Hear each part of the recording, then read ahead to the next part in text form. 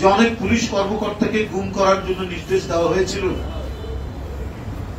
তার মধ্যে অনেকেই অস্বীকার করেছে এবং যারা অস্বীকার করেছে তাদের নাম সহ প্রধানমন্ত্রীর কার্যালয়ে পাঠানো হয়েছে।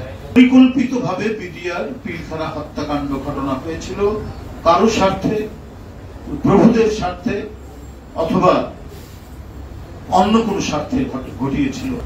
তো এই দেশ তো এই দেশের মানুষ চায়নি।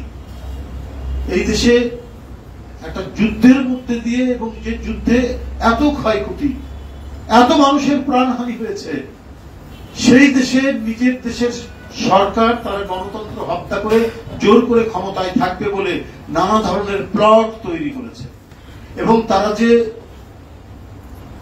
বয়ান তৈরি করত সেই বয়ানগুলো ছিল পরিকল্পিতভাবে যুদ্ধ অপরাধী, মানবতা বিরোধী, তারপরে নানা ধরনের কথা, কি বলে যে মুক্তিযুদ্ধের চেতনা, মুক্তিযুদ্ধের পক্ষের শক্তি, বিপক্ষের শক্তি, কত কি কথা বলে গোটা দেশটাকে প্রতিদিন, প্রতি মুহূর্তে, প্রতি সেকেন্ডে ওরা বিভাজন করে রেখে গেছে।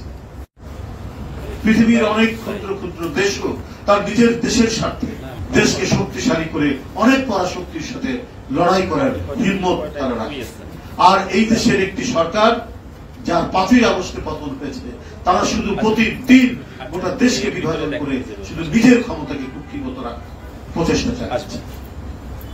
আজকে একটি সংবাদ পড়ে আমার কাছে একদিকে যেমন মানে বেদনার্থ হয়েছে, অন্যদিকে আশাবাদও জেগে উঠেছে যে অনেক পুলিশ কর্মকর্তাকে গুম করার জন্য নির্দেশ দেওয়া হয়েছিল, তার মধ্যে অনেকেই অস্বীকার করেছে এবং যারা অস্বীকার করেছে তাদের নাম সহ প্রধানমন্ত্রীর কার্যালয়ে পাঠানো হয়েছে এবং প্রধানমন্ত্রীর যে বাসভবন সেখান থেকে এই ধরনের নথিও পাওয়া গেছে। আর যারা রাজি হয়েছেন তারা তো করেছেন শেখ হাসিনার আস্থাভাজন, শেখ হাসিনার মানে নৈকট্য লাভের জন্য তারা কাজ করেছেন। তার মধ্যে ওরই মধ্যেও কিছু কিছু মানুষ, কিছু কিছু পুলিশ অফিসার তারা অস্বীকার করেছেন। তাদেরকে পুরস্কৃত করা উচিত ডিপার্টমেন্টাল ভাবে, যে তারা ওরই মধ্যে শেখ হাসিনার ওই হিংস্রতার মধ্যেও তারা গুম করতে অস্বীকার করেছে। এদেশে তাহলে এই ধরনের কিছু মানুষও ছিল ওই ভয়াবহ ফ্যাসিজমের চক্রের মধ্যে, কিছু মানুষ কমপক্ষে অস্বীকার করেছে এবং যারা অস্বীকার করেছে তাদের নাম ধাম সহ, তার চাকরির পদ সহ সেটা প্রধানমন্ত্রীকে জানানো হতো। অর্থাৎ সে ক্ষতিগ্রস্ত হবে, তার চাকরির প্রমোশন হবে না এবং তাকে চাকরিচ্যুত করা হবে।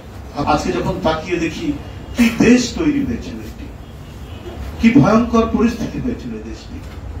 5ই আগস্টের দিন আশুলিয়াতে 6 জনকে মেরে ফেলে তাদেরকে গাড়িতে তুলে পুড়িয়ে দেওয়া হলো এবং তার জন্য তার মধ্যে একজন জীবন্ত মানুষ ছিল। শেখ হাসিনার পুলিশ এই কাজ, এই নির্মম, এই নিষ্ঠুর কাজ করেছে।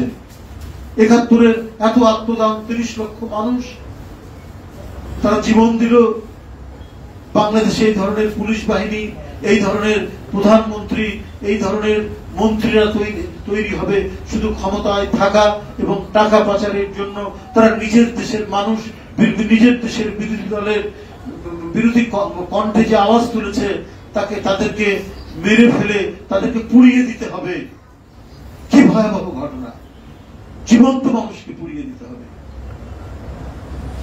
এই তো হলো পরিস্থিতি তৈরি করেছিল শেখ হাসিনা।